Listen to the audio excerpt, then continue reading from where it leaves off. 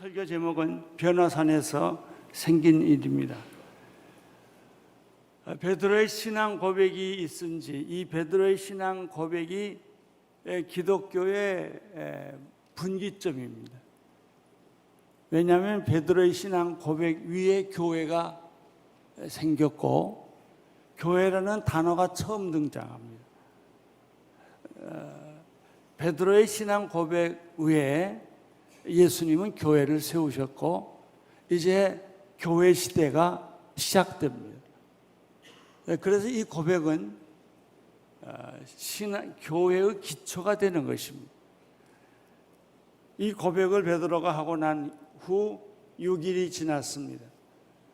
예수님께서 제자들을 데리시고 그 중에 특별히 베드로와 야고보와 요한을 따로 데리고 높은 산으로 올라갔습니다. 이스라엘 여행하는 사람들은 이 변화산을 꼭 가보게 됐는데 그냥 언덕인 줄 알았더니 숨이 차요. 땀이 뻘뻘 흘리고 얼마나 높은지. 그래서 꼬불꼬불 돌아서 아무튼 시간을 많이 걸려서 저희들이 그 변화산까지 올라갔지요. 왜 예수님은 이 세 제자를 데리고 이 산꼭대기까지 올라갔을까 하는 것입니다. 마가복음 9장 2절에 이 장면이 나옵니다. 한번 같이 읽겠습니다. 시작. 6일 후에 예수께서 베드로, 야고보, 요한만 따로 데리고 높은 산으로 올라가셨습니다. 그런데 예수께서 그들 앞에서 모습이 변하셨습니다. 예수님의 제자는 12명인데 그 중에 3명만 따로 데리고 간 걸 보면 예수님이 12제자를 다 만나는 게 아니라 그 중에 늘 가깝게 만나는 사람이 이 3사람이었던 것 같습니다. 아마 특별한 관계가 있지 않았나 추측을 합니다. 왜 이 산에 특별히 몇몇 제자들을 데리고 갔을까? 누가복음에 보면 똑같은 기사를 썼는데 기도하기 위해서 갔다 이렇게 말하고 있습니다. 그 산에 간 목적이 말씀을 전하기 위해서도 아니고 쉬러 간 것도 아니고 그 힘들어서 간 목적은 기도하기 위해서입니다. 예수님과 제자들은 지금까지 핍박도 없고 평안한 상태에서 복음을 전하고 말씀을 가르쳤습니다. 그런데 바로 이 변화산의 사건 이후로부터는 상황이 달라집니다. 이때부터는 기도하지 않으면 견뎌내기 어려운 고난과 역경과 어려운 문제들이 이제 직면하게 됩니다. 우리 예수 믿을 때도 마찬가지입니다. 처음 믿을 때는 하나님이 좋게 해줍니다. 그러나 이제 진짜 하나님을 잘 믿어보려고 하면은 우리가 신앙의 현실 앞에 부딪히게 됩니다. 처음에는 웬만한 거 다 봐줍니다. 술 먹어도 봐주고, 적당히 교회 안 나와도 봐주고, 거짓말해도 봐주고, 기독교인답지 않게 믿어도 적당해도 하나님이 그거 가지고 문제 삼지 않습니다. 그러나 여러분들이 신앙 앞에 깊이 들어오면 작은 것도 하나님이 다 간섭합니다. 연애할 때도 마찬가지죠. 처음 연애할 때는 설렁설렁하지요. 근데 이게 내 사람이다 그러면 달라져요. 작은 것까지도 전부 간섭을 하게 되지요. 기도하러 산에 올라간 이유는 바로 이 장면부터 십자가가 기다리고 있고 겟세마네 동산이 기다리고 있고 이제 고난이 기다리고 있기 때문에 이 고난을 이겨내려고 하면은 기도로 준비하지 않으면 안 되니까 이제 이 훈련을 시키는 것입니다. 누가복음 9장 29절을 보겠습니다. 시작. 예수께서는 기도하는 동안 얼굴 모습이 변하셨고 옷이 하얗게 빛났습니다.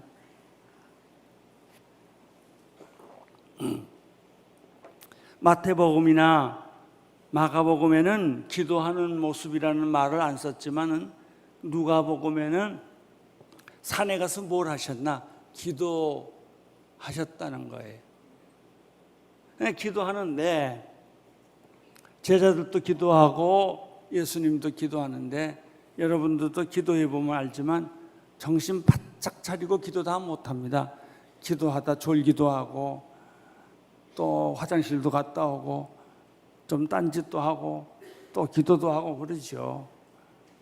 근데 기도를 이렇게 하고 있는데 예수님이 갑자기 변하신 거예요. 예수님의 첫째 옷이 변했어요. 천국에서 입고 있던 옷으로 변한 거예요. 세마포 같이 지상에서는 한 번도 본 일이 없는, 설명할 수 없는 하얗게 된, 빨래를 해도 그렇게 하얀 옷은 처음 보는, 그렇게 하얀 옷을 입고 계신 거예요. 얼굴 빛은 해가 힘있게 비치는 것처럼, 태양처럼 예수님의 얼굴이 변했다는 것이죠. 같은 예수님인데 인간 예수와 땅에 있을 때 예수와 하늘에 계실 때 예수와의 차이점이에요. 인간 예수님으로 같이 왔는데 기도 도중에 하나님 나라에 계실 때 예수로 예수님이 변화가 된 거예요. 변형이 된 거예요. 얼마나 놀랐겠습니까?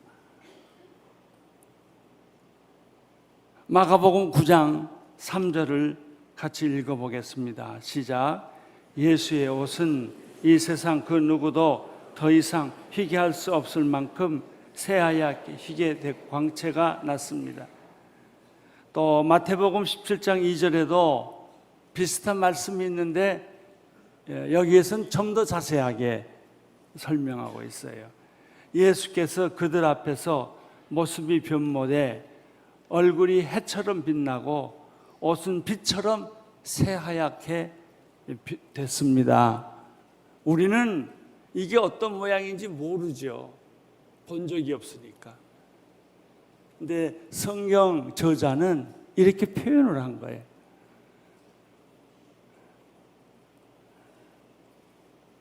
아마 이게 천국의 의상이 아니었을까 생각을 해요. 영적인 세계에 입고 다니는 옷이 아니었을까. 또 영적인 천국에 가면 그냥 내 얼굴이 없어지는 게 아니라 있는데 이런 얼굴이 아니었을까 생각을 해요.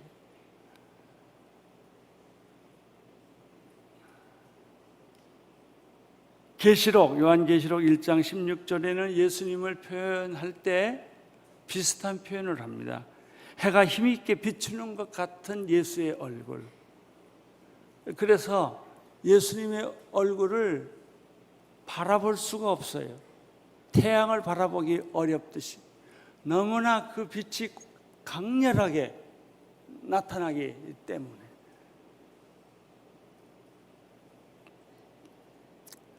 그런데 그 예수님을 자세히 보니까 누군가 어떤 다른 분이 또 두 분이 계셔요. 그리고 그 두 분과 이야기를 예수님이 하고 계시는 거예요. 그 두 분은 예수님 당시 사람들이 가장 존경하고 사랑하는 구약의 두 인물이에요. 엘리야와 모세가 예수님과 함께 이야기하고 있다는 것이죠. 4절을 같이 읽겠습니다. 시작. 그리고 거기에 엘리야가 모세와 함께 그들 앞에 나타나 예수와 이야기를 나누었습니다. 지금 오늘 마태, 마가, 누가복음에 똑같은 기사가 써 있기 때문에 서로 기록을 보완해서 제가 이야기를 드립니다. 누가복음에 보면 이 부분을 다른 복음서에서 써 있지 않는 부분을 보완하는 것이 있어요. 누가복음 9장 30절, 31절에 이렇게 써 있습니다. 그런데 갑자기 두 사람이 나타나 예수와 더불어 말을 하고 있었습니다. 그들은 모세와 엘리야였습니다. 그들은 영광에 쌓여 나타나 예수께서 예루살렘에서 이루실 일, 곧 그분이 떠나가심에 대해 말하고 있었습니다.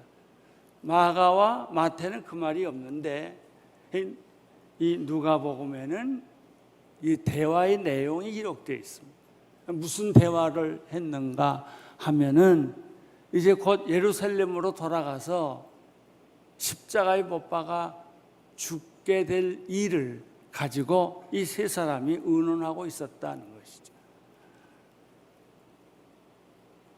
이 광경을 본 베드로가 혼돈에 빠졌어요. 충격을 받고 혼돈에 빠져 제정신이 아니었어요. 해석할 수가 없어요. 이 영계에 대해서 이런 우리가 살고 있는 육의 세계에 살고 있는 우리들, 시간과 공간에 살고 있는 우리들, 물질 세계에 살고 있는 우리들로서는, 이성과 상식의 세계에 살고 있는 우리들은 영계에 대해서는 상식과 지식이 없기 때문에, 경험이 없기 때문에 아주 베드로가 굉장한 충격을 받은 거예요. 그래서 5절에 베드로가 횡설수설을 좀 합니다. 뭐 말은 해야 되겠고 무슨 말을 어떻게 해야 될지는 모르겠고 자기도 모르는 말을 합니다. 5절 베드로가 예수께 말했습니다. 주여, 우리가 여기 있는 것이 좋겠습니다. 우리가 초막 3개를 만들어 하나는 주를, 하나는 모세를, 하나는 엘리야를 모시도록 하겠습니다. 이거는 베드로가 너무 급하니까 한 말이지 정신 차려 한 말이 아니에요.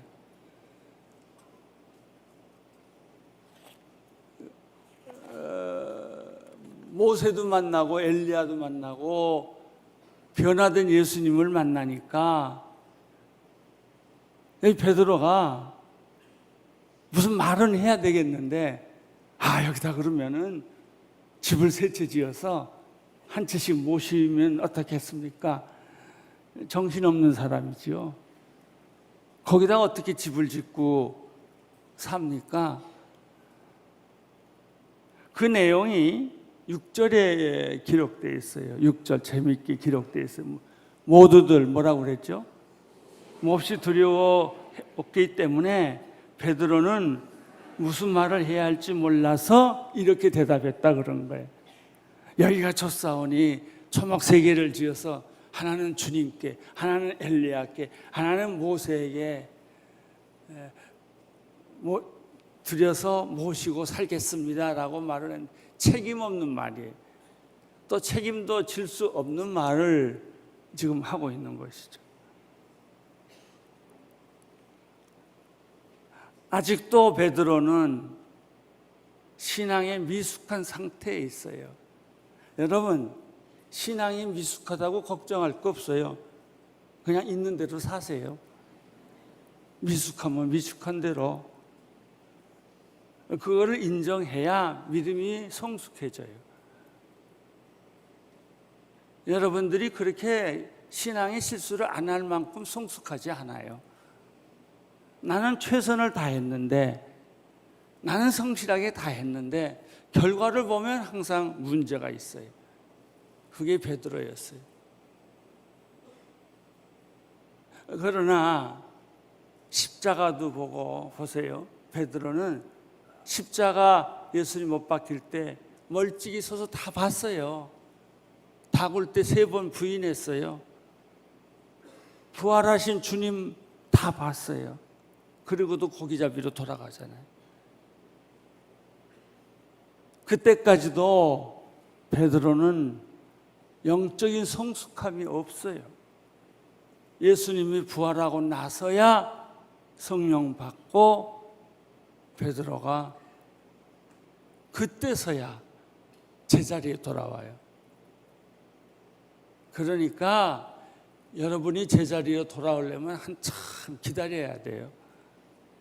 그리고 그 자리까지 못 갔다고 그렇게 섭섭하게 생각하지 마시고 그냥 실수하는 채로 열심히 가요. 그러면 다 하나님이 최선의 길로 여러분을 인도하실 줄로 믿습니다. 착각하지 마세요. 지금 우리가 최선의 자리에 있지 않아요. 그런데 7절에 보니까 갑자기 구름이 나타나요. 7절 읽어주세요. 시작. 그때 구름이 나타나 그들 위에 덮더니 구름 속에서 소리가 들려왔습니다. 이는 내 사랑하는 아들이다. 그의 말을 들어라. 구름이 나타났어요. 신구약에서 구름은 하나님의 영광과 임재를 상징합니다. 예수님이 하늘로 임재할 때도 구름 가운데서 구름 타고 올라가셨습니다. 그것은 하나님의 영광과 임재를 의미합니다.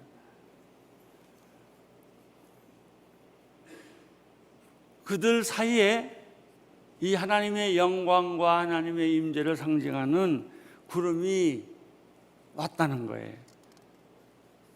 이것은 마치 모세가 시내산에 올라갔을 때 하나님의 영광의 구름 가운데 서 있었던 것과 같은 거예요. 이제 우리는 여러 성경에 나오는 장면을 다 이렇게 비교해 보면서 이런 거였겠구나 하고 유추해서 보는 거죠.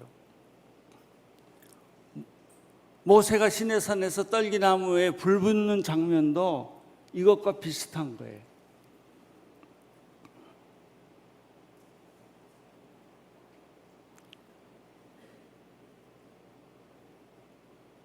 출애굽기에 보면은 이스라엘 백성들이 성막을 지어요.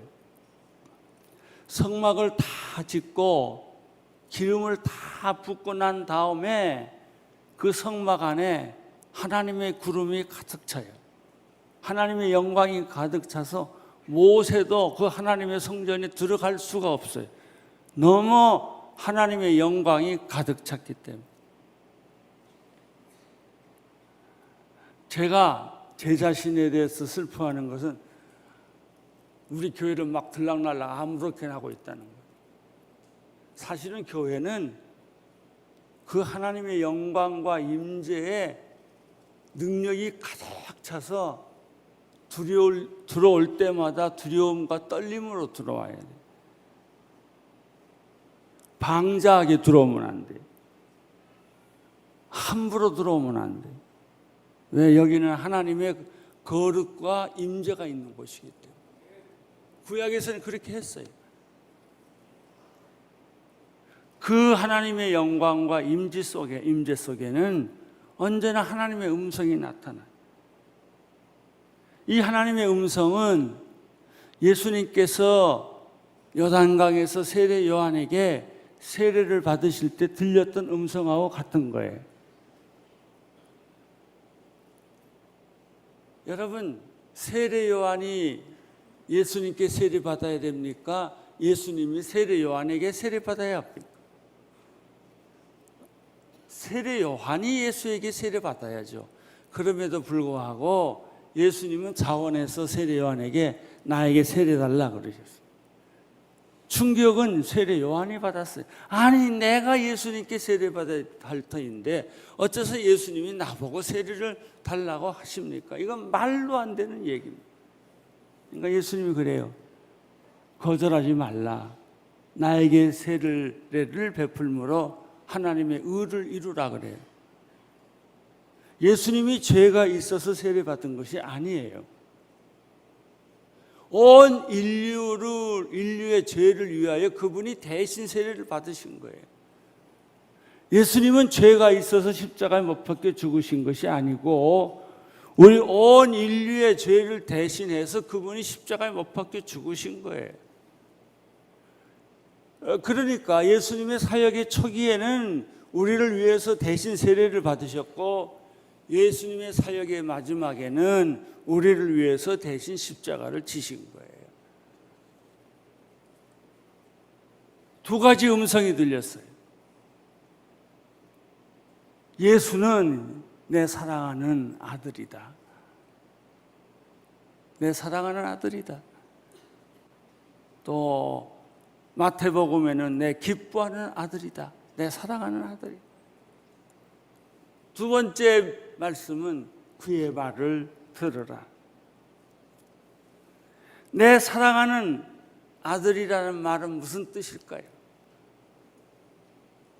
얼마나 사랑하고 있다는 말을 하고 있는가?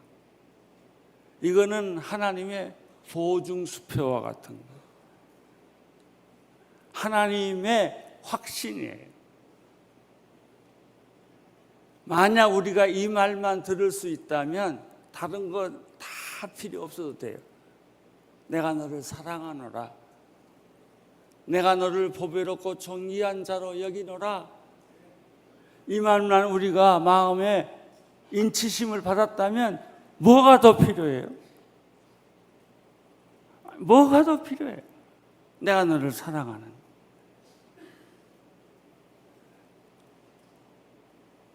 또 사람들에게 이렇게 명령합니다. 그분의 말을 들어라.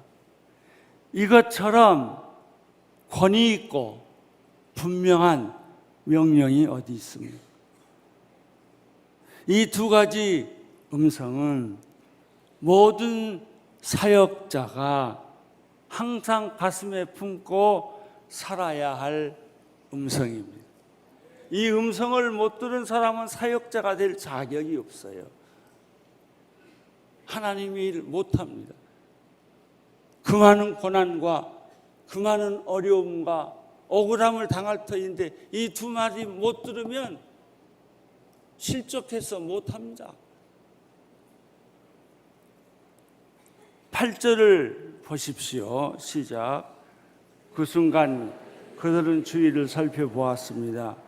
그러나 그때는 이미 아무도 보이지 않고 오직 예수만 그들과 함께 계셨습니다.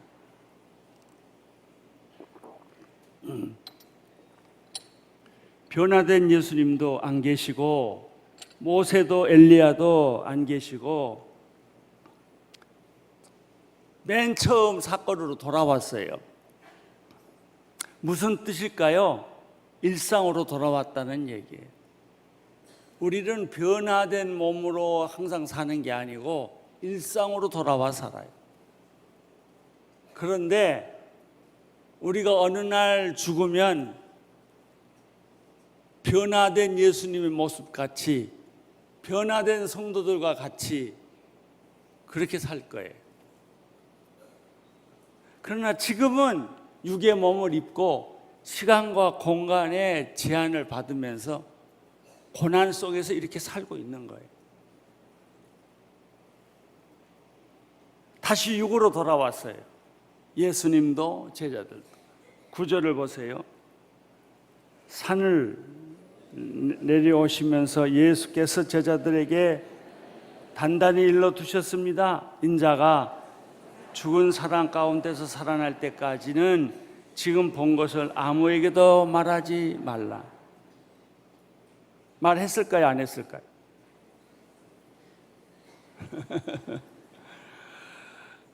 비밀이야, 비밀이야. 그러면서 했겠죠.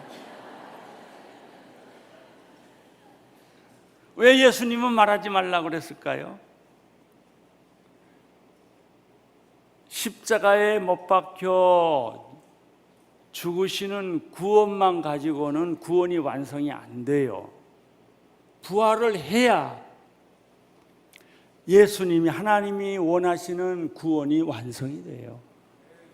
근데 도중에 이거 소문을 내면, 그렇지 않아도 정치적으로 예수를 메시아로 만들려고 하고, 또 빵을 좀 얻어 먹으니까 경제 대통령 만들려고 하고, 또 혁명을 일으키려고 하니까 사람들은 예수에 대한 기대가 진정한 메시아로 보지 않고 정치적 도구로, 경제적 도구로, 정치적 도구로 이용하려는 그 세력들이 너무 광범위하게 생기기 때문에 그런 불필요한 오해를 낳지 않기 위해서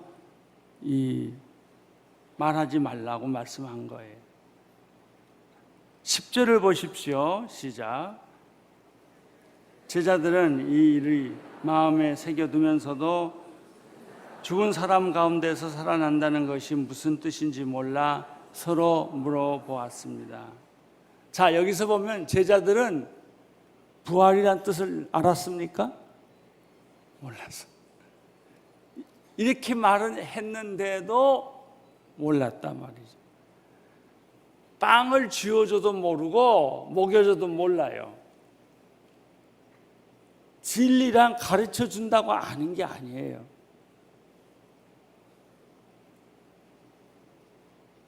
그래서 제자들은 자기들끼리 자꾸 토론을 해요.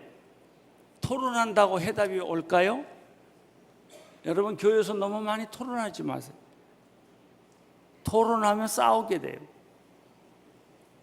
토론하면 기분만 나빠요.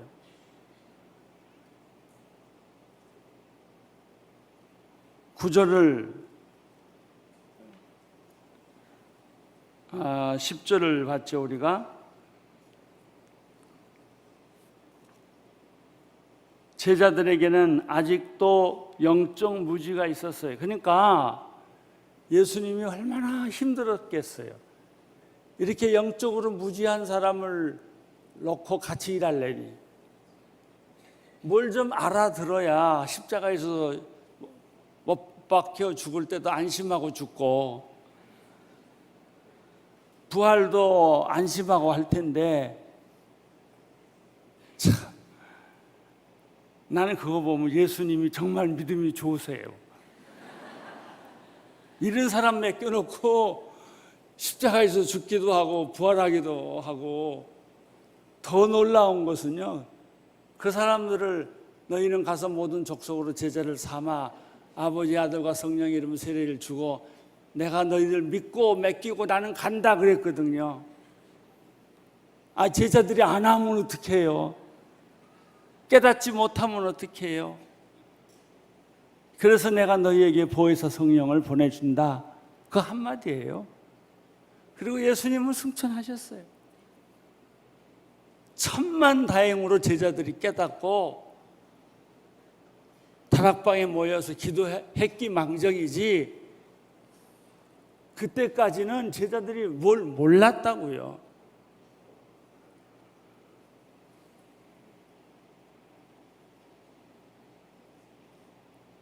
제자들이 의심이 생겼어요. 왜 엘리야가 나타났을까? 왜 모세가 나타났을까? 11절 이런 질문을 합니다. 시작. 왜 율법학자들은 엘리야가 먼저 와야 한다고 말한 것입니까? 이것이 구약 학자들이 주장하는 이야기예요. 메시아가 오기 전에 엘리야가 온다는 거예요. 그때 예수님께서 이렇게 대답하십니다. 12절, 13절 시작. 예수께서 대답하셨습니다. 참으로 엘리야가 먼저 와서 모든 것을 회복시킨다. 그런데 왜 성경에는 인자가 많은 고난을 받고 멸시를 당할 것이라고 기록된 것이냐? 내가 너희에게 말한다. 엘리야는 이미 왔다. 그런데 사람들은 그에 대해 성경에 기록된 대로 그를 자기 마음대로 대했다. 그 엘리야는 세례 요한이었어요. 엘리야가 이미 세례 요한으로 왔죠. 근데 사람들은 세례 요한을 죽여버렸죠. 단칼에 목을 베어 죽여버렸죠. 메시아는 이 땅에 와서 십자가의 고난을 받는다라는 얘기를 예수님이 또 하셔요.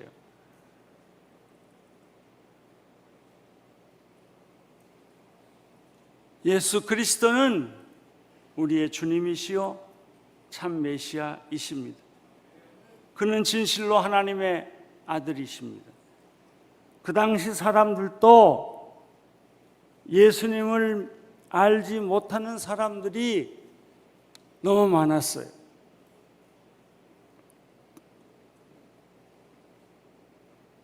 그런데 이상하게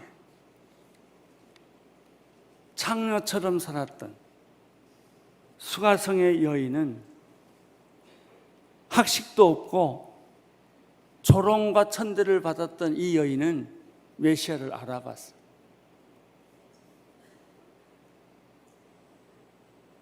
이 여자가 우물가에서 예수를 만났죠.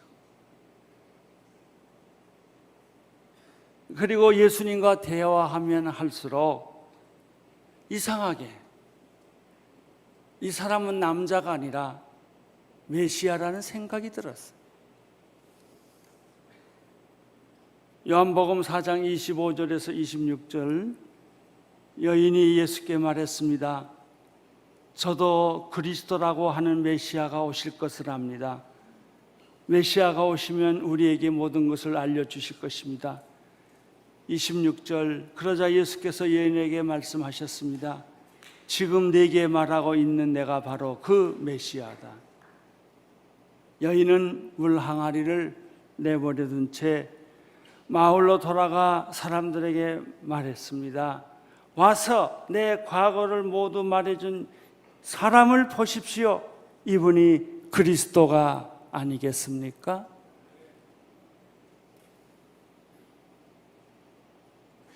요한일서 5장 1절에 보면은 누구든지 예수가 그리스도이심을 믿는 사람은 하나님에게서 난 사람이다 라는 말씀이 있습니다. 여러분들은 최소한 수가성의 여인보다도 높은 학력을 가지고 있고 더 높은 지위를 가지고 있는 분들입니다. 그러나 나는 오늘 여러분들이 마음이 가난해져서 수가성의 여인처럼 우리 주 예수 그리스도가 나의 메시아임을 여러분이 발견하고 그분 앞에 눈물을 흘리는 나의 주 나의 하나님이라고 고백하는 그런 아침이 됐으면 좋겠습니다. 할렐루야. 아멘. 우리 하나님께 감사의 박수 올려드립니다.